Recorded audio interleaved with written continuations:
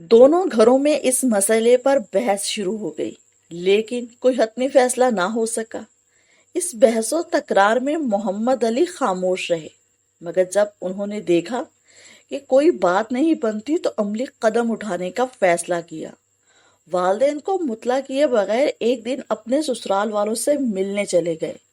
ان لوگوں نے ان کی خوب آؤ بھگت کی، اور پھر محمد علی نے موقع دیکھ کر ان لوگوں پر یہ بات واضح کر دی کہ چونکہ ان کے والد پانڈیلی میں مزید قیام نہیں کر سکتے، اس لیے سب کی واپسی ناگزیر ہو گئی ہے۔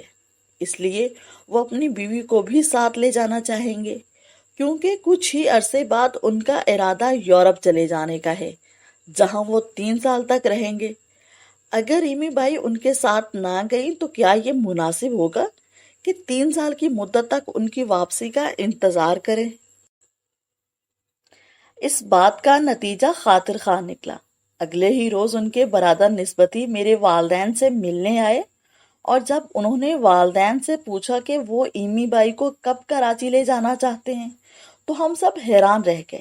اس طرح ایمی بائی ہمارے خاندان کا ایک مستقل فرد بن گئی۔ ہمارے والد کے سامنے وہ ہمیشہ اوڑھنی سے اپنا چہرہ چھپا لیتی تھی، جو اس زمانے کا دستور تھا۔ ویسے بھی یہ بات اپنے شوہر کے خاندانی بزرگوں کے عزت و احترام کا آئینہ دار تھی۔ اس سلسلے میں محمد علی کا انداز فکر جدا تھا۔ چنانچہ تھوڑے عرصے کے بعد ایمی بائی نے یہ رسم ترک کر دی۔ جو بیٹے کی یورپ روانگی کا وقت قریب آتا گیا، والدہ کی خاموشی بڑھتی چلی گئی۔ بہرحال انہوں نے صبر کا دامن تھام کر اپنے دل پر جبر کر ہی لیا۔ جب وہ روانہ ہونے لگے تو والدہ نے محمد علی سے کہا کہ میں نے تمہارے یورپ جانے کے سلسلے میں رضامندی کا اظہار اس لیے کیا تھا کہ مجھے یقین ہے کہ اس سے تمہیں فائدہ ہوگا اور تم ایک عظیم انسان بن سکو گے۔ تمہارے مستقبل کے بارے میں میرا تصور یہی رہا ہے۔ انگلستان سے تمہاری واپسی تک شاید میں زندہ نہ رہوں، لیکن خدائے بزرگ و برتر تمہارا حامی و مددگار ہوگا۔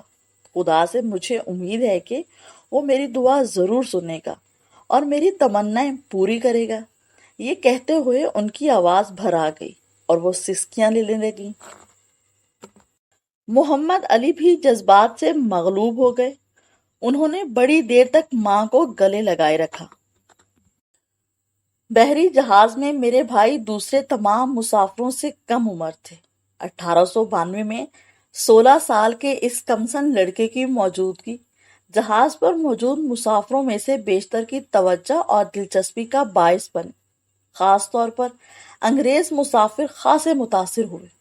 اس کی وجہ یہ تھی کہ اس زمانے میں ایک ایشیائی کا انگلستان کا سفر کسی غیر معمولی واقعے سے کم نہ سمجھا جاتا تھا۔ ان انگریزوں میں سے ایک صاحب خاص طور پر محمد علی سے کافی مانوس ہو گئے کہ ان کے مزاج میں اس کمسنی کے باوجود بہت توازن اور پختگی تھی۔ انہوں نے ان سے متعدد سوالات کیے، مثلاً وہ یورپ کیوں جا رہے ہیں، وہاں ان کا کوئی واقف کار ہے یا نہیں، قیام کہاں ہوگا، زندگی میں ان کا نصب العین کیا ہے۔ یہ صاحب روزانہ میرے بھائی سے گھنٹوں باتیں کرتے اور انہیں لندن شہر کے بارے میں مفید معلومات فراہم کرتے۔ مارسیلز میں جہاز سے اترنے سے پہلے انہوں نے میرے بھائی کو اپنا لندن کا پتہ بھی دیا۔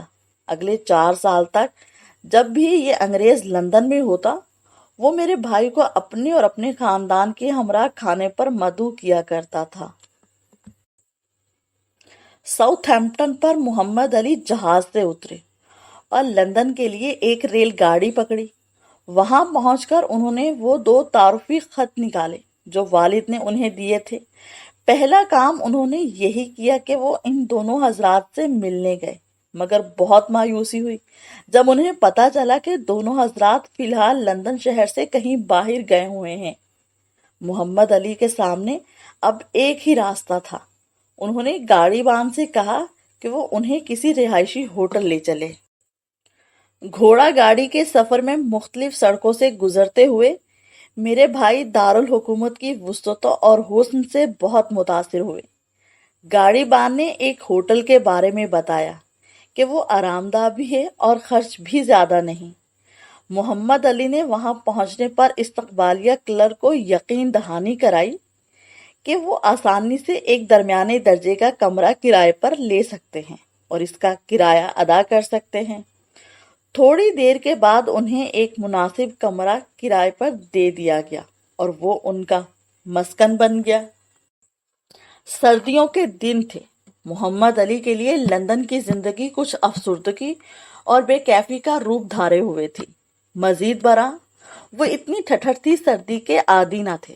گھوڑا گاڑی کے آرام دہ سفر کا بار وہ برداشت نہ کر سکتے تھے، چنانچہ وہ اس بھیگے موسم میں روزانہ طویل فاصلے پیدل ہی طے کیا کرتے تھے۔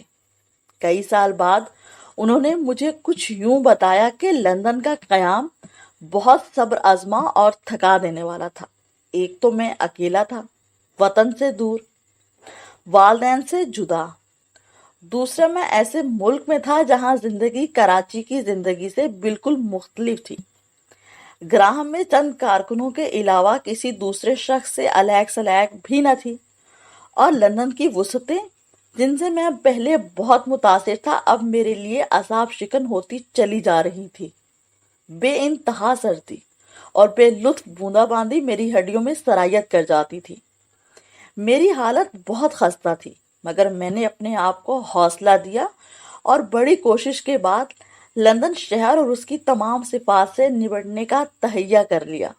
زیادہ عرصہ نہ گزرا تھا کہ میں لندن کو پسند بھی کرنے لگا۔ گراہم ٹریڈنگ کمپنی کا دفتر تھریڈ نیڈل اسٹریٹ میں واقع تھا۔ وہ لوگ کراچی کے اس نو آموز نوجوان سے دوستانہ سلوک روا رکھتے تھے۔ انہیں ایک کمرے میں ایک چھوٹی سی میز اور کرسی دی گئی، جہاں وہ اپنے دیگر ہمراہیوں کے ساتھ کاروباری نظم و نسق سیکھنے لگے۔ میرے بھائی نے اپنی رقم ممبرشپ گیٹ کے Royal Bank of Scotland میں جمع کرا دی۔ اپنے والد کی دی ہوئی رقم کے خرچ میں وہ کافی محتاط تھے۔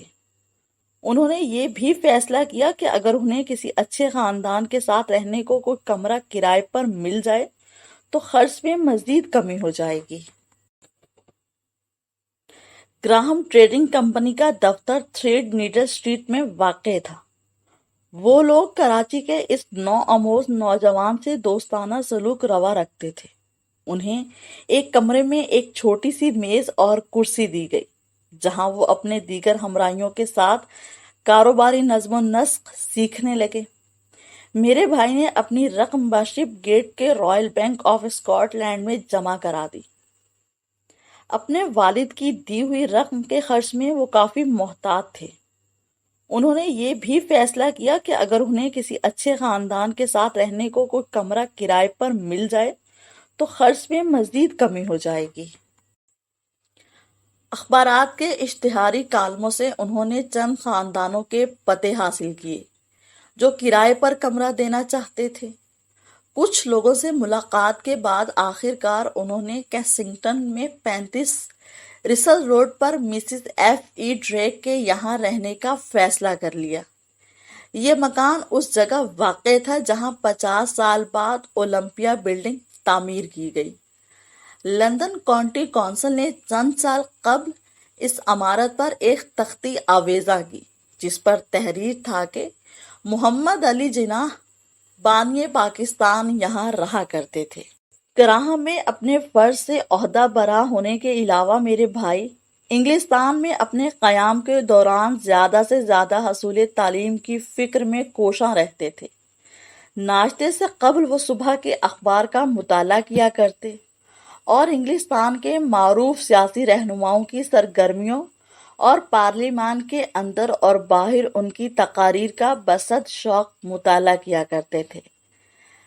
جہاں کہیں وہ جاتے لوگوں سے ان رہنماؤں کی باتیں سننے میں آتی، لیکن شو مئی قسمت کے وہ گراہم کمپنی میں بھی کھاتوں اور بیچکوں میں پھنسے ہوئے تھے۔ وہ اپنے والد کے کاروبار کے خشک اور اکتا دینے والے انداز کو اپنی زندگی کا مطمع نظر نہیں بنانا چاہتے تھے، کیونکہ ان کے خیال میں یہ کام ان کے موافق نہیں تھا۔ وہ مانتے تھے کہ پیسے کا زندگی میں ایک اہم مقام ہے، مگر صرف پیسہ ہی انہیں مکمل اور بامقصد زندگی کا سامان فراہم نہیں کر سکتا جس کے وہ متمنی تھے۔ انہوں نے کسی ایسے پیشے کے بارے میں سوچنا شروع کر دیا جہاں وہ کسی پر انحصار نہ کر سکے۔ ماضی اور حال کے عظیم رہنماؤں کے مطالعے سے انہیں پتہ چلا کہ ان میں سے بیشتر قانون کے طالب علم رہے تھے اور عام زندگی میں ان کی قانون دانی نے ان کا بڑا ساتھ دیا تھا۔ اب ان کے سامنے دو راستے تھے، یا تو وہ گراہم والوں کے ساتھ اپنی تربیت جاری رکھیں یا پھر وکیل بن جائیں۔ اس بارے میں مجھے فیصلہ کرنے میں زیادہ پس و پیش نہیں کرنا پڑی کہ میں وکالت کا پیشہ اختیار کروں۔ انہوں نے مجھے بتایا، خوش قسمتی سے وہ آخری سال تھا جب کوئی شخص انز آف کورٹ میں ایک امتحان بنام لٹل گو پاس کر کے وکالت کے لیے داخلہ لے سکتا تھا۔ اگر میں فوری طور پر فیصلہ نہ کرتا تو مجھے مزید 2 سال اس سلسلے میں انتظار کرنا پڑتا۔ لہٰذا میں نے گراہم والوں کے ساتھ اپنے کام کو خیر بات کہا اور لٹل گو پاس کرنے کے لیے پوری لگن سے تیاری کرنے لگا۔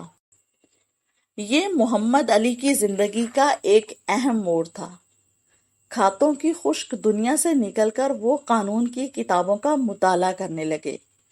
انہوں نے یقیناً خاصی محنت کی ہوگی کیونکہ انہوں نے لٹل گو کا امتحان امتیازی طور پر پاس کیا اور لنکن ان میں داخل ہو گئے۔ مگر لنکن ان ہی کیوں؟ وہاں تو اور بھی بہت سے اچھے ادارے تھے جہاں داخلہ ہو سکتا تھا۔ میرے استفسار پر انہوں نے کچھ یوں جواب دیا، مجھے لٹل گو امتحان میں نمایاں طریقے سے کامیاب ہونے کی پوری امید تھی۔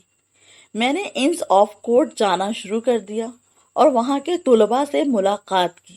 ان سے پوچھ گچھ اور بحث و مباحثے کے بعد میں نے چاہا کہ لنکن کی بجائے کسی اور ادارے میں داخلہ لوں، لیکن پھر میں نے ایک دن لنکن ان کے بڑے دروازے پر حضرت محمد صلی اللہ علیہ وآلہ وسلم کا نام کھدا ہوا دیکھا، جنہیں دنیا کے عظیم ترین قانون سازوں میں شمار کیا گیا تھا۔ چنانچہ میں نے منت مانگی کہ اگر میں لٹل گو میں کامیاب ہو گیا تو لنکن ان میں ہی داخلہ لوں گا۔ اس عہد نے امتحان پاس کرنے کے بارے میں میرے عزم کو مزید مضبوط و مستحکم کر دیا۔